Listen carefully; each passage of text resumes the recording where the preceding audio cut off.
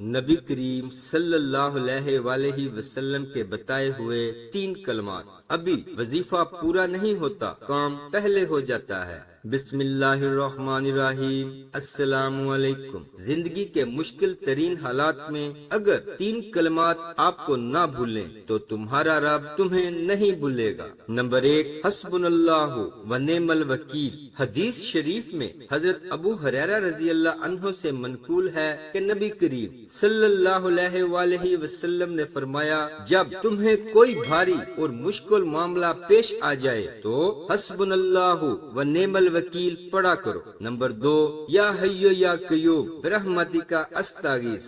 حدیث شریف میں ہے کہ نبی کریم صلی اللہ علیہ وآلہ وسلم کو جب کوئی کام سخت تکلیف اور پریشانی میں ڈال دیتا تو آپ صلی اللہ علیہ وآلہ وسلم یہ دعا پڑھتے، یا حی یا قیوم برحمتک استغیث۔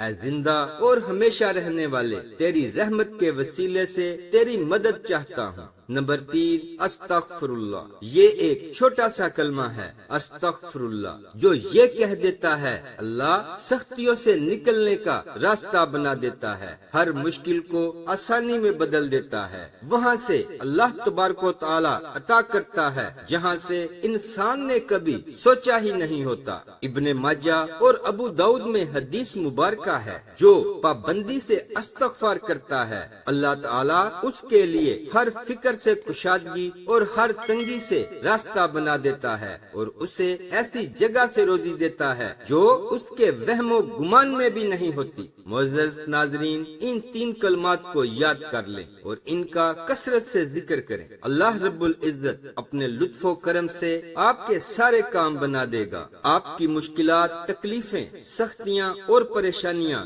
دور کر دے گا اور وہاں سے رزق عطا کرے گا جہاں سے کبھی سوچا بھی نہیں ہوگا۔ دین کی بات کو پھیلانا صدقہ جاریہ ہے۔ ویڈیو اچھی لگے تو لائک کر دے اور ثواب کی نیت سے شیئر ضرور کریں۔ اسلامک ویڈیوز کے لیے سبسکرائب کریں اور ساتھ بیل کے بٹن کو بھی پریس کر دیں۔